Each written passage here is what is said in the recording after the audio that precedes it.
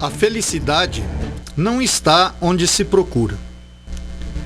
Nasruddin encontrou um homem desconsolado sentado à beira do caminho e perguntou-lhe os motivos de tanta aflição. Não há nada na vida que interesse, irmão. Tenho dinheiro suficiente para não precisar trabalhar e estou nessa viagem só para procurar algo mais interessante do que a vida que levo em casa. E até agora eu nada encontrei. Sem mais palavra, Nasruddin arrancou-lhe a mochila e fugiu com ela estrada abaixo, correndo feito uma lebre. Como conhecia a região, foi capaz de tomar uma boa distância. A estrada fazia uma curva e Nasruddin foi cortando o caminho por vários atalhos até que retornou à mesma estrada, muito à frente do homem que havia roubado. Colocou a mochila bem do lado da estrada e escondeu-se à espera do outro. Logo apareceu o miserável viajante, caminhando pela estrada tortuosa, mais infeliz do que nunca pela perda da mochila. Assim que viu sua propriedade bem ali à mão, correu para pegá-la, dando gritos de alegria. Esta é uma maneira de se produzir felicidade, disse Nasruddin, autor desconhecido. Boa noite, amados ouvintes. Mais uma vez na noite de hoje com vocês, o sócio pensador da Sociedade do Pensamento Livre, Fiorello Agostini, em mais um de nossos programas Pensamento Livre, que tem sempre o apoio cultural da Rádio Cidade FM 98.3, a sua rádio, a nossa rádio, a Rádio do Povo, da Funerária São José, com você nos momentos difíceis da vida, da Peixe e Vida, aquários e lagos ornamentais de pequeno e grande porte. Esse artigo foi publicado esta semana na Sociedade do Pensamento Livre e eu achei interessante dividir com vocês na noite de hoje. Vejam bem que o viajante estava totalmente infeliz, buscando algo que justificasse a sua vida, que lhe trouxesse um pouco de alegria e felicidade. E quando Nasruddin pegou a sua mochila e saiu correndo, ele se entristeceu. E mais à frente ele percebeu que a sua mochila estava à beira da estrada e ele ficou feliz e foi correndo ao encontro dela. E o Nasruddin comentou: esta é uma maneira de produzir felicidade. Qual é o fundamento desse artigo? O fundamento desse artigo é a percepção. Às vezes a felicidade já é parte da nossa vida cotidiana, mas nos falta essa percepção de que ela está conosco e sequer a percebemos. Não é? Está no respirar, está na alimentação, está no agasalho, está numa boa noite de sono, nos anos já vividos até aqui. Não é? Então tem muitas formas de se ver, mas é necessário que se perceba essa presença. Porque essa sensação de ausência e de infelicidade que por vezes nos invade é consequência da ausência de percepção daquilo que já possuímos, daquilo que já temos. Às vezes reclamamos de nossos filhos quando tanto sequer tem a possibilidade de ter filhos. Reclamamos do nosso casamento quando tanto sequer tem a possibilidade de casar-se. Reclamamos de nossas amizades quando tantos têm tanta dificuldade em fazer amigos. Então esta ausência de percepção dos componentes da nossa vida cotidiana, eu diria, é o gerador de uma infelicidade irreal. Porque essa infelicidade é consequência da ausência de percepção daquilo que se possui. Quando as pessoas falam muito desta questão de Deus, poder superior, de buscar Deus através da sua fé, eu digo, não dá para buscar Deus, porque eis que Deus já se faz. Porque Deus, independente da crença que você tenha, supõe-se que seja o bem. E o bem deve ser perceptível. Quando eu não tenho a percepção do bem que compõe a minha vida, consequentemente eu não consigo encontrar Deus. Então ter Deus consigo também é ter a percepção de tudo que faz parte da tua existência. E quando eu estou com ausência de percepção, eu me coloco naquela posição do indivíduo pidão, que faz uma lista enorme de pedidos a Deus como se Ele efetivamente não lhe desse absolutamente nada. Perceba a sua vida, perceba o seu respirar, o seu deitar, o seu levantar, o seu caminhar, os seus sentidos. Perceba as pessoas que estão à sua volta. Perceba o pão que você comeu hoje, a água que saciou a sua sede. Porque a felicidade é algo que já se faz. Então há que se perceber, podemos sim aumentar o grau da nossa felicidade. Mas sem a percepção daquilo que já está, é impossível caminharmos adiante. O passo seguinte depende da percepção do passo que já foi dado e do quanto ele produziu. E isto vale para todos os segmentos da nossa vida. Percepção. Por isso nós colocamos sempre que a prática introspectiva é algo tremendamente importante na vida de cada um de nós. Porque um dos maiores presentes da prática introspectiva disciplinada é a percepção do que está acontecendo na sua vida agora. E tenho certeza absoluta que se você está me ouvindo agora, você é uma pessoa feliz. Porque se você tiver um pouquinho de percepção e ficar introspectivo, você vai perceber que nesse momento não lhe falta absolutamente nada. Porque se algo lhe faltasse, sequer você estaria me ouvindo nesse instante. Então esta percepção é tremendamente importante. É como a mochila aqui que o Nasruddin nos colocou como exemplo, não é? Enquanto ela estava ali, eu não valorizei. A partir do momento que ela me foi tirada, me invadiu uma tristeza enorme. E ela me foi devolvida e me invadiu novamente uma imensa alegria. Por que essa alegria não estava comigo enquanto ela estava ali? Por que parece que na vida temos antes que perder para depois descobrir o valor daquilo que efetivamente temos, inclusive da própria vida? Porque muitos de nós fazemos muito mau uso dela. Então a introspecção nos auxilia a efetivamente fazer um bom uso da nossa vida, para que a gente não lamente o tempo vivido, mas que a gente possa estar feliz pelo tempo vivido. Nós vamos a um breve intervalo e voltaremos na noite de hoje com perguntas aqui que nos foram enviadas. Até daqui a pouco.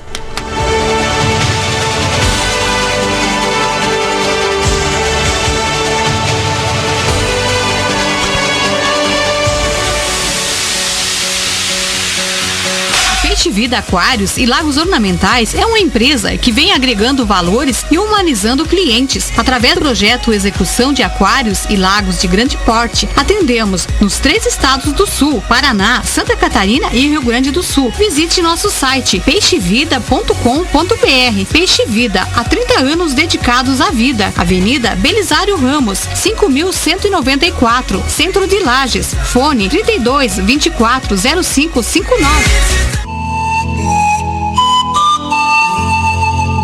Funerária São José, Matriz Lages, fone 49-3224-4124. Filiais Correia Pinto, Ponte Alta do Norte, Timbó Grande, Brunópolis, Tangará e agora em Otacílio Costa no fone 3275-2087. É nos momentos difíceis da vida que necessitamos de amparo. Funerária São José, ao seu lado nas horas difíceis da vida.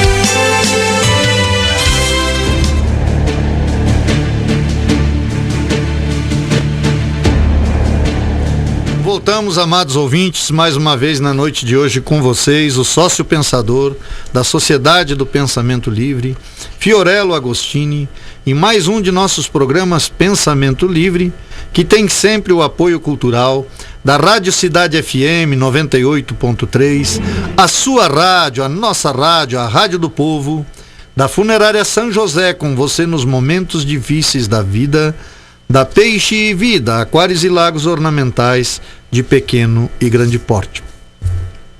Uma das perguntas que chegou até nós tem relação com o último programa e nos diz o seguinte: boa noite, eu sou ouvinte do seu programa, gostaria de saber como posso ouvir novamente o seu programa do sábado passado, que foi sobre a atitude, tem algum site? Nós tivemos um problema técnico semana passada e não conseguimos colocar o programa no YouTube. Porém, nessa semana agora, provavelmente depois de quinta-feira, ele já estará à disposição no YouTube. Lembrando sempre que todos os programas que fazemos aqui aos sábados, eles vão para o YouTube. Às vezes não vão na semana seguinte, quando ocorre algum problema, como foi o caso da semana passada. Mas caso contrário, o programa de hoje, por exemplo, até o final da semana, estará lá no YouTube à disposição daqueles que queiram ouvir de novo, daqueles que não acompanharam, daqueles que acharam interessante, querem escutar novamente, enfim, está lá à disposição. E esse do sábado passado também, eu quero crer que a partir de quinta-feira já estará à disposição de vocês. Depois nós temos aqui o ouvinte que se identifica como Estação Inverno e diz o seguinte: tenho perguntas a fazer. Ouvi uma frase dita por muitas pessoas: o pior cego é aquele que não quer enxergar. E com isso pergunto: todos nós temos caminhos, temos problemas, e há pessoas que reclamam, e tudo é o outro que é culpado. Creio que essa pessoa precisa de uma reforma interior. É possível isto? Ela precisa ter um fundamento na vida? Se ela for um alcoólatra que joga tudo para fora só quando bebe. Eu estou passando aqui as perguntas de um modo geral e depois nós vamos nos deter a cada item. E que culpa, voltando, e se ela for um alcoólatra que joga tudo para fora só quando bebe? E que culpa tem a família, os amigos, de ouvir a mesma coisa de sempre de um alcoólatra? Segundo, a vida ensina. Também vê-se esta frase: tem os que aprendem com as dificuldades, tropeço, mas onde procurar por saídas? Adianta orar por mim? Se a vida é uma escola, há pessoas que vivem reprovando. E quando vão aprender a evoluir? E ficam se jogando em vícios? Digamos que eu tenha 3 filhos e criei todos com os mesmos valores e princípios. Dizem que tem sempre um que é a ovelha negra da família. Que culpa eu tenho? E os outros que me acusam? E ele passa a ser vítima, o alcoólatra.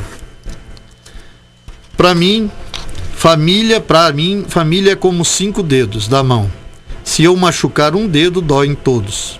Então, voltando à frase: o pior cego é aquele que não quer enxergar. Temos que deixá-lo sair do vício sozinho? Sei que suas respostas vão ajudar muita gente, pois o inverno parece que fortalece ainda mais as idas dos homens a bares. Eu diria que aqui não é um privilégio só dos homens nos dias de hoje, né? Das mulheres também, né? E conheço amigas que passam por essa situação.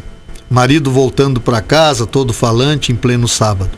E domingo, baixo astral, cheio das dores de cabeça. Obrigado, um abraço da equipe que pergunta Estação Inverno. Bem, vamos por parte aqui, vamos tentar efetivamente ajudar os nossos ouvintes na medida do possível, porque é para isso que o nosso programa existe, né? A proposta desse programa, como sempre fazemos questão de frisar, e da sociedade do pensamento livre como um todo, é propiciar a possibilidade de uma vida melhor. Então, se de alguma maneira a gente pode acrescentar alguma coisa que torne a vida das pessoas melhor, eu acho que nós cumprimos com o nosso objetivo. Voltando aqui, ouvi uma frase dita por muitas pessoas: o pior cego é aquele que não quer enxergar. E com isso pergunto: todos nós temos caminho, temos problemas. E há pessoas que reclamam, e tudo é o outro que é culpado. Creio que essa pessoa precisa de uma reforma interior. É possível isso? Eu creio que sim. Hoje eu escrevi uma frase na Sociedade do Pensamento Livre, eu não sei se vou conseguir reproduzir de forma fidedigna, mas às vezes quando as pessoas me dizem que eu ajudo pessoas e, enfim, eu digo que acho que é meio presunçoso da parte da gente a gente achar que ajuda pessoas. Eu acho que a gente pode, de certa forma, mostrar para as pessoas que existem alternativas, que existem soluções, que as coisas nada são definitivas, que as coisas podem se modificar de um dia para o outro, não é? E que sempre existem opções a ser seguidas, a serem tentadas, etc. No entanto, se aquela pessoa que nos escuta não quer esta ou aquela sugestão, quer dizer, consequentemente você não tem muito a fazer. Por isso que eu acho que é presunçoso, às vezes, até a gente achar que pode ajudar o outro. Não, a gente pode mostrar ao outro como que ele faz para se ajudar. Eu acho que essa é a melhor ideia, né? Como que ele faz para ter uma vida melhor? Se eu tenho soluções, se eu tenho respostas, se eu tenho alguma sugestão a fazer, eu posso colocar essas sugestões, mas cabe ao outro optar ou não, né? Diz que sábio não é aquele que dá o peixe, é aquele que efetivamente ensina a pescar, porque daí ele traz uma solução definitiva, e o peixe é uma solução momentânea. Então você matar a fome de quem tem fome é uma solução momentânea. Agora você ensinar ele a se autossustentar é uma solução definitiva. Então, nesse sentido, é que nós temos que efetivamente nos qualificar. Eu penso que, de um modo geral, eu diria que as pessoas, ninguém quer imputar mal a si mesmo. Eu trabalhei muito com dependentes químicos, dependentes de cigarro, de droga, de alcoolismo, enfim, de obsessões as mais variadas possíveis, compulsão por compra. E eu noto o seguinte: quando as pessoas chegam àquela negação de dizer, não, essa é a minha vida, eu faço dela o que quiser, vocês não têm nada com isso, é porque, de certa forma, ela já buscou alternativas e não conseguiu efetivamente o resultado que ela almejava. Às vezes rezando, fazendo promessa, indo em determinados locais, né? E ela vai se quedando e achando que não há uma possibilidade de saída. Quando ela não acredita mais na possibilidade de uma saída, consequentemente ela se assume com o erro e com a impossibilidade de modificar isso, né? Eu tenho amigos que estão vivendo sérios problemas relacionados à saúde, problemas relacionados ao coração, e são fumantes, né? Então alguns simplesmente colocam, eu vou morrer de qualquer forma, então não importa se eu altero isso ou não altero isso. Intimamente a gente sabe que isso não é real, não é verdadeiro. Ninguém quer imputar, como eu disse anteriormente, uma dor a si mesmo. Mas quando a pessoa não vê uma possibilidade de minimizar ou de solucionar aquilo, e todas as tentativas que ela fez em relação àquilo foram fracassadas, ela se entrega, ela joga a toalha e diz, não, eu vou viver assim, não me incomodem. Me deixem aqui só no meu canto com o meu problema, ele é meu, não é verdade? Obviamente que às vezes a dor é tão suntuosa, a dor é tão grande, que é necessário que eu encontre alguns culpados para aliviar o meu fardo. Então dificilmente até um dependente químico, um alcoólatra ou qualquer outra pessoa que tenha um problema, mesmo a mulher que é compulsiva por compra ou o marido, enfim, que tem as suas obsessões, a tendência natural é não assumir o problema. Ou seja, é dividir um pouco disto para não me pesar tanto. Então procuro culpados. O problema é familiar, o problema é isso, o problema é aquilo que o outro fez, para justificar o meu erro. Para justificar o meu erro, efetivamente, eu busco no outro a justificativa que alivie a carga desse fardo tão poderoso, não é verdade? E que me faz sofrer tanto. Mas volto a frisar, eu penso que as pessoas, de um modo geral, não querem infligir dor a si mesmo. Quando a pessoa faz isto, obviamente que aí ela está doente do ponto de vista mental, ela necessita de um tratamento psicológico através de psicólogos ou psiquiatras, enfim, né? Mas as pessoas se imputam dores sem ter problemas tão graves assim do ponto de vista emocional. É exatamente pela falta de uma saída ou de uma solução possível, de ver uma luz no fundo do túnel. Então essas pessoas, de certa forma, que reclamam de tudo, que o outro é culpado, como eu disse anteriormente, é uma forma de aliviar. Culpar o outro é uma forma de aliviar o próprio fardo, de tornar o seu fardo um pouco mais leve. Quando você coloca na pergunta que acredita que essas pessoas precisam de uma reforma interior, e pergunta se é possível isso, eu acredito que sim. Então, como eu disse anteriormente, é presunção às vezes nós acharmos que podemos ajudar o outro. Aí você poderia estar dizendo, poxa, então para que nós estamos conversando nesse momento, não é verdade? Quer dizer, se eu não tenho nenhuma possibilidade de alcançar o outro. Não, eu acho que nós temos uma possibilidade de alcançar o outro. E a possibilidade que nós temos de alcançar o outro é exatamente despertar no outro todas as qualidades que residem nele. Eu lembro de um exemplo que nós citamos aqui relacionado a uma fumante da Sociedade do Pensamento Livre, que a gente colocou, olha, nós não podemos resolver essa questão para você, de repente leva isso para a tua introspecção compreensiva, enfim, né? Mas a gente apontou caminhos. Então, na prática introspectiva, ela foi sentindo que o cigarro era um problema sério na vida dela, mas que ela não vivia só aquela questão, que a sua vida era feita de outros momentos, não é? Que ela não estava o tempo todo fumando, e se fosse um alcoólatra nós poderíamos dizer, não está o tempo todo bêbado. Então tem momentos em que há uma certa abstinência do álcool, tem momentos em que se dorme, tem momentos em que se faz alguma coisa de bom.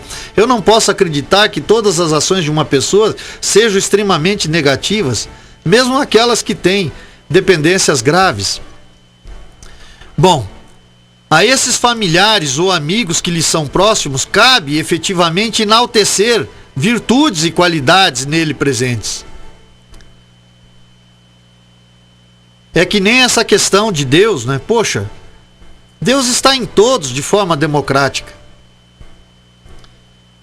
Então é despertar nele essa presença, né? Somos criatura de um mesmo Criador. Como eu digo sempre, nós não vamos amar a doença do alcoolismo, a doença da drogadição, ou seja ela qual for. Mas nós não podemos deixar de amar o ente adoecido. Então amar o ente adoecido não é amar a doença, mas é perceber que atrás daquela doença existe um ser humano que sofre e que está pedindo de certa forma socorro, muitas vezes até pela sua negação e pela acusação de outras pessoas relacionada ao seu problema. Eu diria que há um pedido de socorro de forma disfarçada.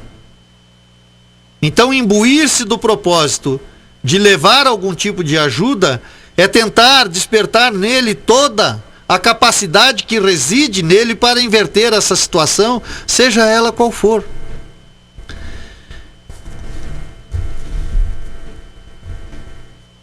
Ainda terminando aqui na mesma pergunta, coloca: ela precisa, essa pessoa, ter um fundamento na vida? E se for um alcoólatra que joga tudo para fora só quando bebe? Eu acho que as questões do alcoólatra alcoolizado, nós temos que desconsiderar. Eu sei que é difícil às vezes desconsiderar, até porque as palavras de um alcoólatra na ativa não tem freio. Então vai vir tudo, verdades, inverdades e tudo aquilo que ele se julgar no direito de falar, ainda que se arrependa efetivamente posteriormente quando está sóbrio.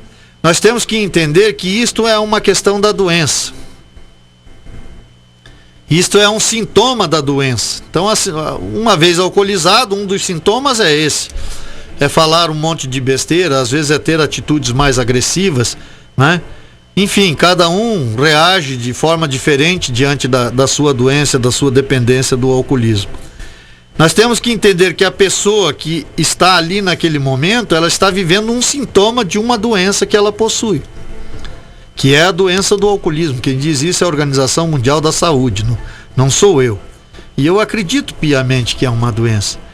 E volto a frisar, nós não temos que amar a doença nem os seus sintomas. Quer dizer, você não ama o diabetes ou o câncer ou qualquer doença que se tenha, não é verdade? No entanto, você não deixa de amar a pessoa que tenha qualquer doença dessa, não é verdade? Você não gosta dos sintomas dessa doença, não é verdade? No entanto, você não deixa de amar as pessoas que vivem essas doenças com os seus sintomas. Então nós temos que separar bem a questão da doença e da pessoa. E se amarmos de verdade a pessoa, então nos colocamos num grau de igualdade. E quando nós nos colocamos num grau de igualdade, nós admitimos também as nossas deficiências, as nossas limitações e que também estamos sujeitos a doenças diferentes, enfim, não é verdade? E que todas as pessoas, de um modo geral, estão doentes. Ninguém pede para ser um doente. Esta é a primeira compreensão que se tem que ter em relação ao alcoólatra. Todas as pessoas, de um modo geral, beber ou bebe num determinado momento da sua vida. Nem todas se tornam dependentes, porque tem que haver a predisposição. Então não há culpa em se ser alcoólatra. A culpa reside em não aceitar o diagnóstico. Então eu acho que o melhor tipo de ajuda que a gente poderia levar é tentar efetivamente falar a respeito desta questão da doença do alcoolismo. Fazer o outro descobrir os valores que residem nele, apreciar esses valores de fato, enaltecer esses valores e mostrar que os valores que ele possui são muito maiores do que as suas deficiências. Até porque nessas dependências químicas, alcoolismo, enfim, a única coisa que vai manter o indivíduo longe por um tempo mais definitivo é uma vida cheia de novos valores. Então, quando ele começa a ter a percepção de que a vida dele tem valor, de que existem coisas importantes das quais ele pode se ocupar, ele se mantém longe da sua dependência. Nós vamos continuar aqui no próximo bloco, respondendo as perguntas na noite de hoje. Vamos a um breve intervalo e voltamos em seguida.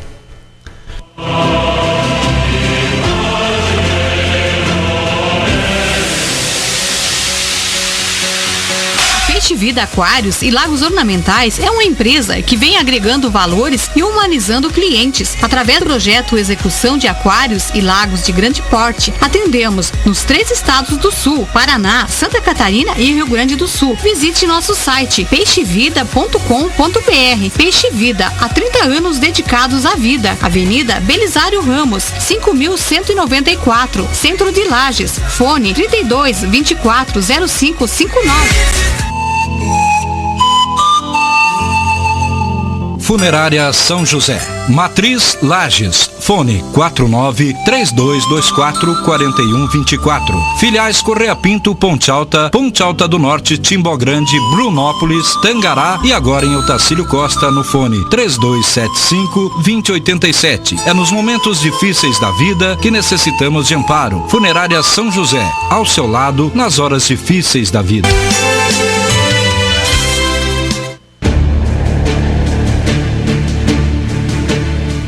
Voltamos, amados ouvintes, mais uma vez na noite de hoje com vocês, o sócio pensador da Sociedade do Pensamento Livre, Fiorella Agostini, mais um de nossos programas Pensamento Livre, sempre com apoio cultural da Rádio Cidade FM 98.3, a sua rádio, a nossa rádio, a Rádio do Povo, da Funerária São José, com você nos momentos difíceis da vida, da Peixe e Vida, Aquários e Lagos Ornamentais de pequeno e grande porte. Então, voltando aqui, na pergunta, vamos fazer ela agora no seu conjunto, porque ela veio dividida, mas eu acredito que faz tudo parte do mesmo texto. Então nos diz o seguinte, voltando um pouquinho. Ouvi uma frase dita por muitas pessoas: o pior cego é aquele que não quer enxergar.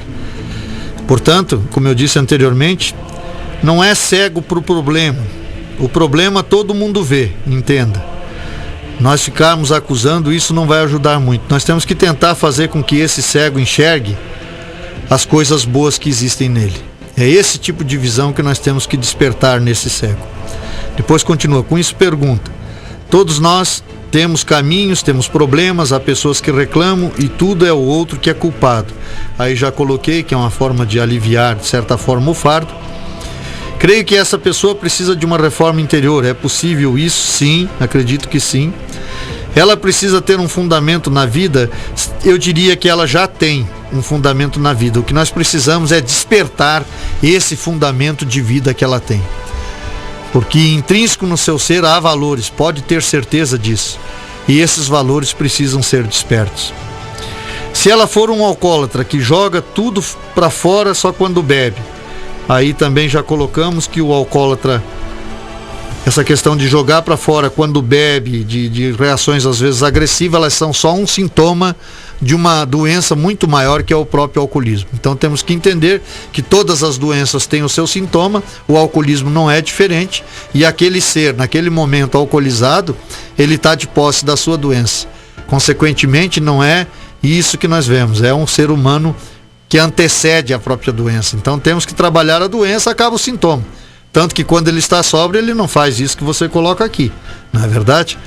Isso já demonstra que há uma questão aí relacionada à própria doença.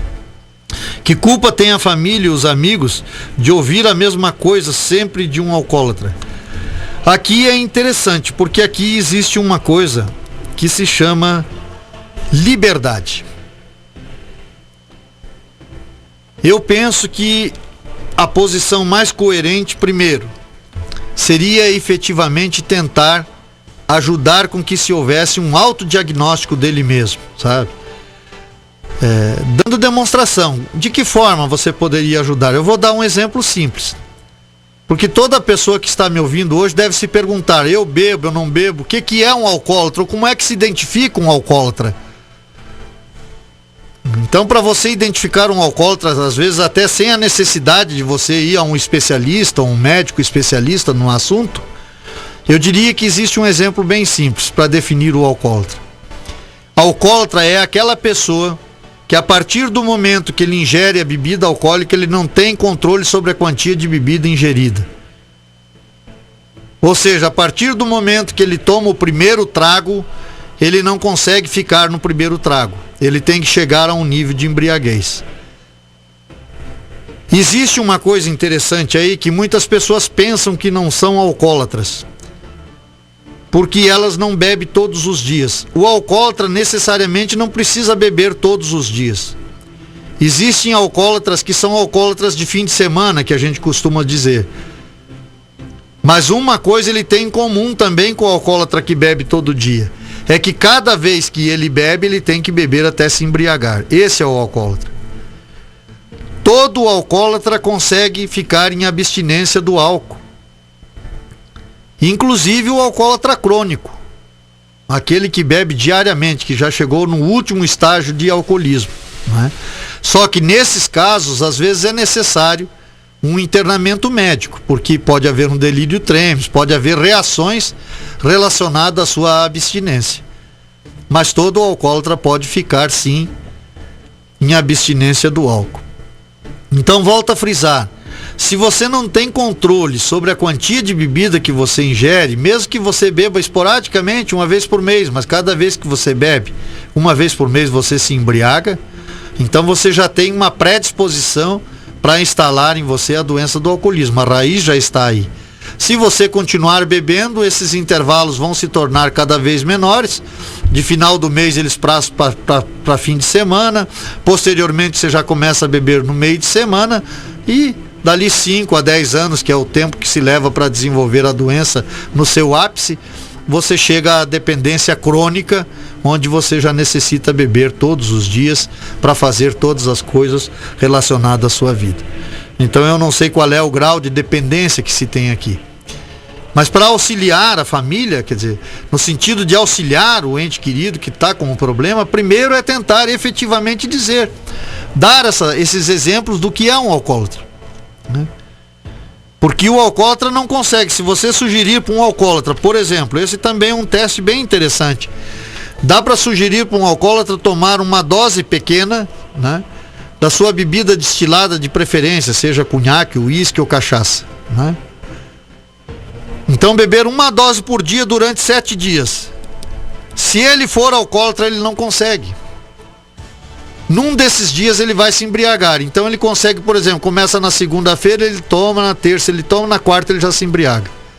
Porque o alcoólatra não consegue manter o controle sobre a quantia de bebida ingerida. Esse é um teste espetacular que você pode sugerir para quem tem dúvida. Porque às vezes o indivíduo usa a negação: não, eu não sou alcoólatra, bêbado é aquele que está lá na sarjeta ou na vala caída. E no entanto, às vezes ele é alcoólatra, não é? Então a sugestão desse teste é fantástica. Não, tudo bem, ninguém está dizendo que você é um alcoólatra, mas por que você não experimenta fazer um teste, né? toma aqui um cálicezinho pequeno de bebida todo dia na hora do almoço, um só, e não toma mais nada durante o dia. Se ele for alcoólatra, ele não consegue levar isso a bom termo. Ele se embriaga antes do 7º dia. Porque o alcoólatra, além da dependência emocional, ele tem uma dependência química também, física, melhor dizendo, do álcool, não é? Então eu acho que um dos aspectos de auxílio que a família pode fazer é esse. A segunda questão que se coloca aqui: que culpa tem a família, os amigos, de ouvir a mesma coisa de sempre de um alcoólatra? Aí existe um caso interessante. Como eu estou falando aqui que o alcoolismo é uma doença como outra qualquer, eu vou citar um ente querido que já faleceu, um sobrinho meu, não é?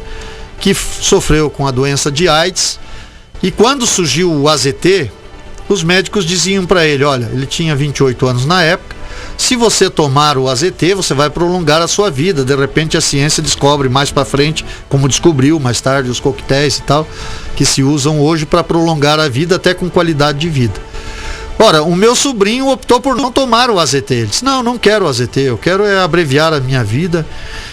Por que eu estou dando esse exemplo? Porque quando você é acometido de uma doença grave, e acredite, o alcoolismo, a adicção são doenças gravíssimas, é como se você fosse acometido de qualquer outra doença grave. Você vai ao médico, o médico identifica a doença e lhe passa um tratamento, não é verdade? Então o médico faz um diagnóstico e diz: olha, se você usar esse coquetel contra a AIDS, que é o exemplo que eu estou citando, né, você vai ter uma vida tranquila.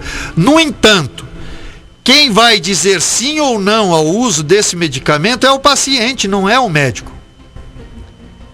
Isso vale para o alcoolismo. Então você pode, com auxílio médico, com essas sugestões que eu deixei aqui, ajudar o doente a se autodiagnosticar, a se perceber com um problema e com uma doença. No entanto, você não pode obrigar o doente a prescrever o tratamento, que no caso do alcoolismo é efetivamente a abstinência, como eu disse, dependendo do grau de dependência, com auxílio médico, enfim, né, que se fizer necessário, ou mesmo procurando grupos de autoajuda, como tem os alcoólicos anônimos, os narcóticos anônimos, provavelmente deve ter aqui também em Otacílio Costa, né? Por que eu estou colocando isso? Porque este é o auxílio efetivo que nós podemos levar. Despertar o bem que reside nessa pessoa, todas as qualidades que são componentes de sua vida, esquecer de apontar os defeitos e os maus, porque a maioria dos defeitos são consequências de uma doença que o antecede, são sintomas, como disse anteriormente, dessa doença, e ajudar ele a se autodiagnosticar. Muito bem, se ele já fez todo esse caminho, e ele optou por rasgar as receitas e jogar fora, e não tomar os remédios, a vida é dele, entenda isso. Porém, você não tem que dividir o sofrimento dele com você. Então este é o momento que a família tem que ter uma posição definida. Olha, é esse o caminho que você quer seguir? Muito bem, então trilhe o seu caminho aonde você quiser, menos dentro desse lar. Eu sei que é uma posição radical, mas nós não somos obrigados a nos tornar cúmplices de uma outra pessoa.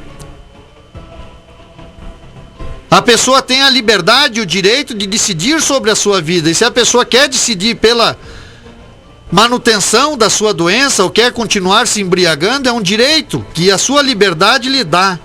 Mas temos que efetivamente gastar todas as alternativas possíveis de ajuda nesse sentido. De que essa pessoa possa efetivamente se autodiagnosticar, possa efetivamente ter a percepção dos bens que lhe compõem e de que vale a pena efetivamente fazer alguma coisa a respeito, porque sua vida tem valor. Ora, se após tudo isto ela se negar a esse tratamento, eu penso que a família não tem culpa, como ele não tem culpa. Eu já disse aqui uma vez e repito: em relação à dependência química não existe culpados. Não existe. Existem vítimas. Então tanto a família quanto o doente são vítimas de uma doença. Então não adianta ficar procurando culpados para o que ele faz, não é? A mesma questão que ele faz, nós fazemos, não é verdade? A gente fica tentando achar um motivo que justifique aquilo que ele faz. não é? Às vezes até procurando onde erramos. Não precisamos ter errado e nem acertado. O que ele faz é consequência, volto a frisar, é sintoma de uma doença. E ele também tem que tomar essa consciência. Porque quando ele começa a desenvolver essa consciência da doença, ele também para de culpar os outros pelo seu problema. Ele sente que ele tem um problema. E que ele pode efetivamente fazer ou não alguma coisa a respeito, e que isso vai depender única e exclusivamente dele. Então eu acho que se foi gasto todas as fichas nesse sentido, a família não tem que ficar ouvindo a mesma coisa de sempre de um alcoólatra. Eu acho que ela deve dar a opção de ele seguir o seu próprio caminho e não se colocar mais, né, como cúmplice da sua dependência. Nós vamos a mais um breve intervalo e voltamos em seguida.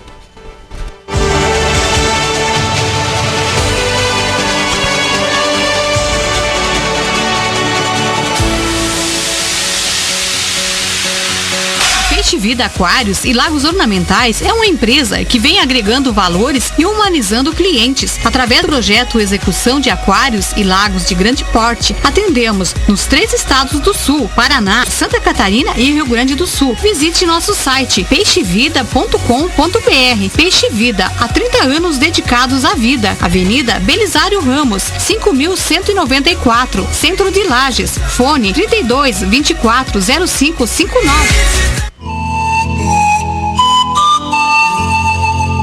Funerária São José, Matriz Lages, fone 49-3224-4124. Filiais Correia Pinto, Ponte Alta do Norte, Timbó Grande, Brunópolis, Tangará e agora em Otacílio Costa no fone 3275-2087. É nos momentos difíceis da vida que necessitamos de amparo. Funerária São José, ao seu lado nas horas difíceis da vida.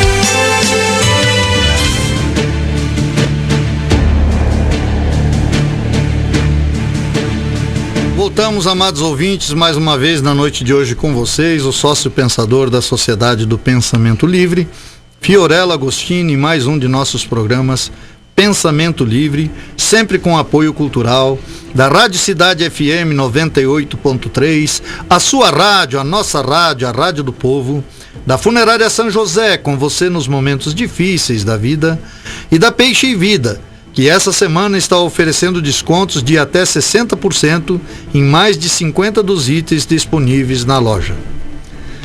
Prosseguindo aqui com as perguntas da noite de hoje, segue nos dizendo o seguinte: a vida ensina, também ouve-se essa frase: tem os que aprendem com as dificuldades, tropeços, mas onde procurar por saídas?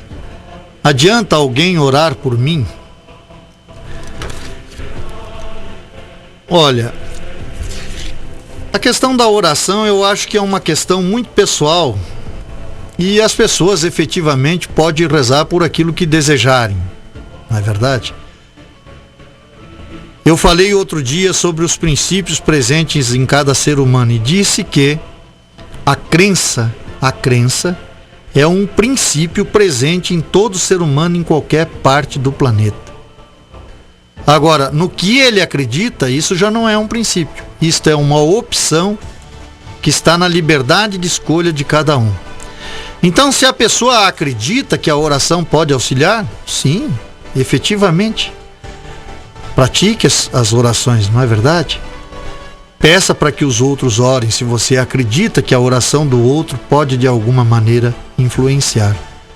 Mas veja bem, são as nossas crenças que devem fazer com que as nossas ações sejam construídas. Mas mais que isso, eu diria que quando as nossas ações, sejam elas motivadas pelas nossas crenças ou não, elas não trouxeram resultados que nós objetivávamos, eu acho que está na hora de questionar as nossas crenças.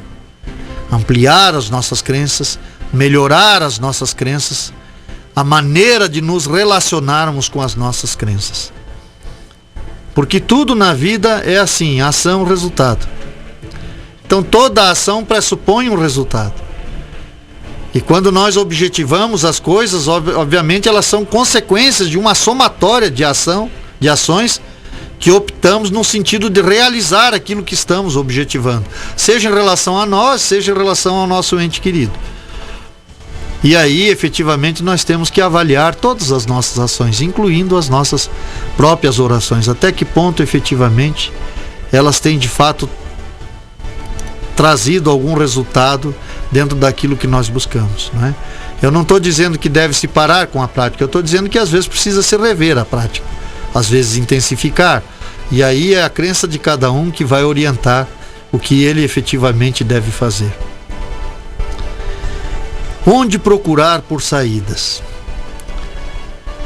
Isto é tão interessante e ao mesmo tempo tão profundo que às vezes é até difícil de sintetizar no momento breve que nós dispomos aqui, porque nós temos uma ansiedade e uma agonia relacionada ao nosso semelhante, não é verdade? Nós queremos achar uma saída para o nosso semelhante. É como, por exemplo, a nossa impotência, às vezes, diante da doença de um ente querido. Nós queremos fazer alguma coisa e a gente leva ao médico e faz tudo aquilo que é humanamente possível, está ao nosso alcance. E mesmo assim, nós percebemos da nossa limitação e da nossa incapacidade de alcançar o outro. Porque foge ao nosso limite de ação muitas coisas relacionadas a outra pessoa. Em relação a isso, quando nós colocamos aqui, onde procurar por saídas, eu vejo que esta ansiedade que às vezes nos move, principalmente relacionada ao nosso semelhante, ao nosso vizinho, ela tem uma relação direta conosco, com os nossos próprios problemas. Porque muitos de nós, ainda que às vezes não estejam enredados pelo alcoolismo, não é? Mas estão enredados por problemas que vêm se arrastando ao longo da vida e não conseguem achar uma saída e uma válvula de escape. E às vezes negam os seus próprios problemas, e a melhor maneira de negar os seus próprios problemas é olhar para o problema do lado. É me colocar naquela posição do bonzinho salvador do próximo, quando sequer salvei a mim mesmo. Esta questão é tremendamente complexa, porque as saídas para os nossos problemas, e aí quando eu digo os nossos, é do ponto de vista individual, para o problema de cada um, que não é o problema do outro, e nós só exercemos poderes sobre a nossa própria pessoa, podemos exercer influência no outro, mas a influência que exercemos no outro depende efetivamente do que construímos na nossa própria pessoa. Eu acredito num Criador e não consigo conceber um senso de justiça se não houver saída em cada um de nós para os problemas que nos acometem. Mas eu só consigo alcançar o meu semelhante quando efetivamente eu já encontrei saídas para os meus próprios problemas. Quando eu já evidenciei essas experiências de superação na minha própria vida. E a saída, acredite você que me escuta, ela reside em você. A resposta que cada um de nós necessita reside dentro de nós. É como eu disse, todos nós podemos pescar, não é verdade? Alguns de nós preferimos o peixe do que pescar, não é verdade? Mas se formos ensinados, todos nós podemos pescar, e aí saberemos como manter esse alimento por um longo tempo, não é verdade? É isso efetivamente que eu me esforço aqui nesse microfone para levar até você. É essa capacidade de autogestão de si mesmo.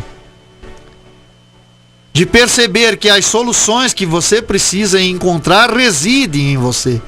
E que a introspecção é um momento de revelação destas soluções. Então a prática introspectiva é tremendamente importante, porque existem sim saídas. Mas essas saídas residem em cada um de nós. E quando encontramos o caminho para a nossa própria saída, nos tornamos uma luz na escuridão do caminho do outro. Para iluminar, para dar uma rota, uma diretriz. Nos coloca aqui ainda. Se a vida é uma escola, há pessoas que vivem reprovando. Quando vão aprender a evoluir e ficam se jogando em vícios, volto a frisar, existe uma diferença muito grande entre vícios e dependência. Novamente citando, a Organização da Saúde coloca alcoolismo, dependência química é doença. Cientistas reunidos do mundo todo, depois de longos anos de estudos, chegaram a esta conclusão. Portanto, a dependência química, dependência do cigarro, dependência do álcool, dependência da cocaína, do crack, da maconha, uma vez instalada a dependência, é doença, não é vício. As pessoas não se jogam nos vícios, as pessoas entram nos vícios, entre aspas aqui vamos colocar vícios, né? Sem o conhecimento do perigo que ele representa. Quando alguém nos oferece uma bebida, nós não temos a capacidade de saber se existe em nós a predisposição para desenvolver o alcoolismo. Agora, a partir da ingestão desta bebida, nós despertamos esta predisposição. E não se engane, existe bebedor social que nunca se torna alcoólatra. Eu tenho exemplos na própria família. Meu nono morreu com 91 anos, tomava o seu aperitivo, mas quando acabava lá no sítio ele não se preocupava. Demorava 15 dias para fazer compra e ficava sem beber nada, né? Então ele era um bebedor social, sim, existe esse bebedor social que não se torna dependente. Existem pessoas que experimentam baseado, mas não ficam usando todo dia, não se torna dependente. Pessoas que experimentam drogas, principalmente os jovens, e não se tornam dependentes delas, às vezes até por curiosidade, né? Porque a dependência pressupõe predisposição à dependência. Então você já nasce com a predisposição. Por isso que eu digo, não há culpados. Existem vítimas dessas doenças. Então eu acredito que as pessoas não se jogam, né? Quando a vida carece de sentido, nós procuramos dar sentido. E não é só nessas dependências químicas, né? Às vezes entrando num shopping, comprando tudo que aparece, né? São as compulsões, né? Falar do vizinho, né? São tantas compulsões que a gente desenvolve para preencher esse vazio existencial, não é verdade? Né? Doenças que não são perceptíveis, né? Trabalhar demais, que às vezes as pessoas até elogiam, o indivíduo trabalha dia e noite. Isso é uma compulsão, gente, é uma dependência.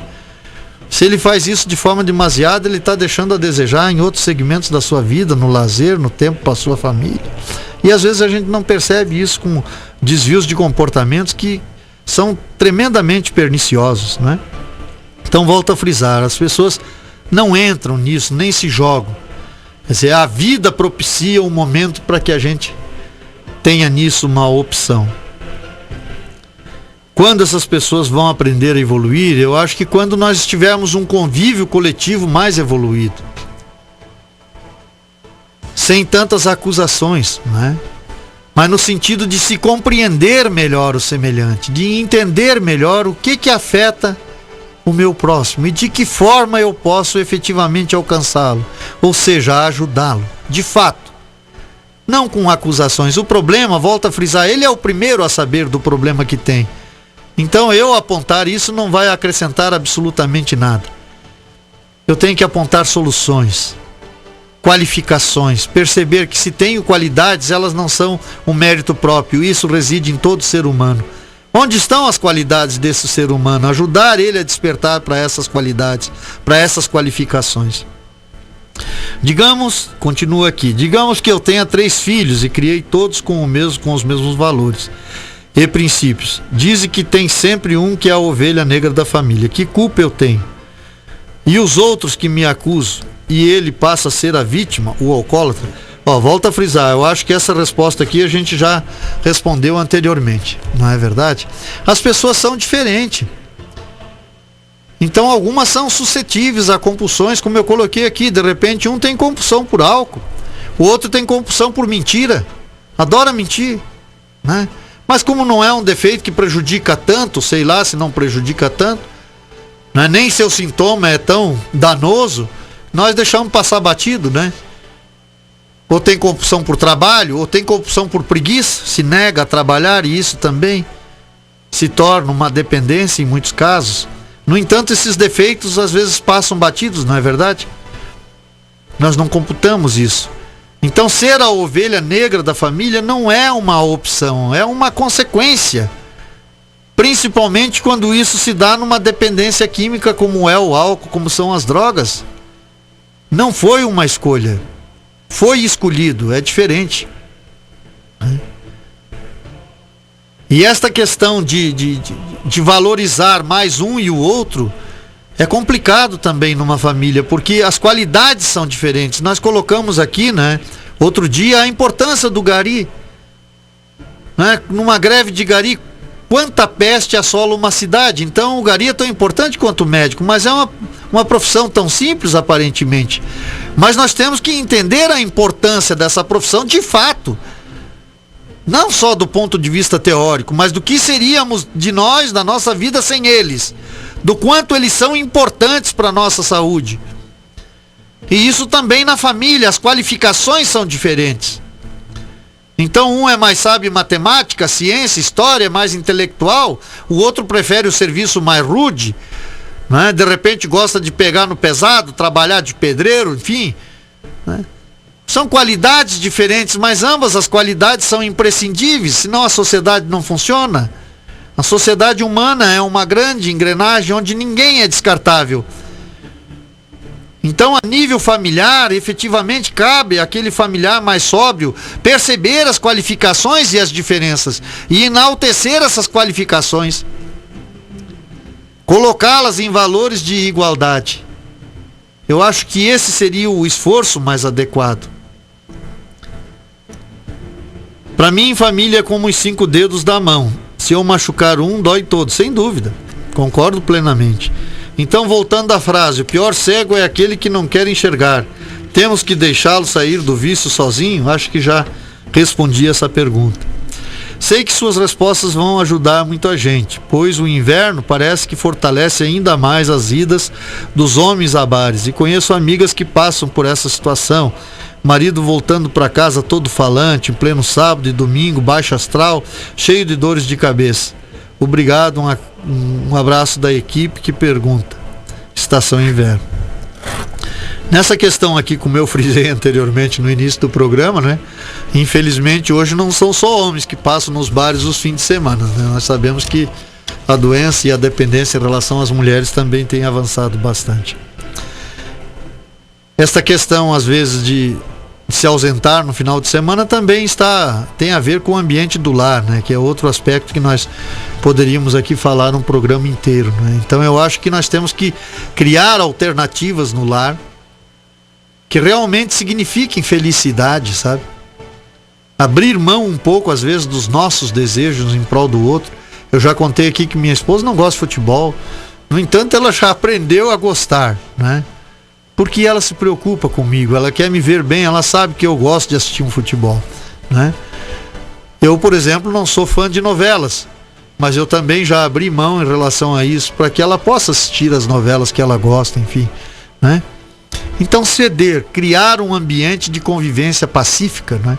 Isso vai fazer com que o indivíduo deseje estar em casa, deseje estar com a família, aquele tempo de final de semana tão sagrado, né? Para aqueles que trabalham durante uma semana toda. Eu agradeço as perguntas que nos foram enviadas, espero ter podido contribuir de alguma maneira nas respostas, né? E que continue nos enviando, que estaremos sempre aqui à disposição. Para encerrarmos o programa da noite de hoje, gostaria de ler aqui uma mensagem do poeta Calado. A introspecção nos leva à autoaceitação. A prática da introspecção traz autoconsciência e autoaceitação. Deveriam ser estes os passos primários de qualquer cidadão. Quem compreende a si mesmo, aceita a cada um sem preconceito e sem autoaversão. Poeta Calado, sócio pensador. Obrigado pela companhia de vocês e até o próximo sábado. Bom final de semana a todos.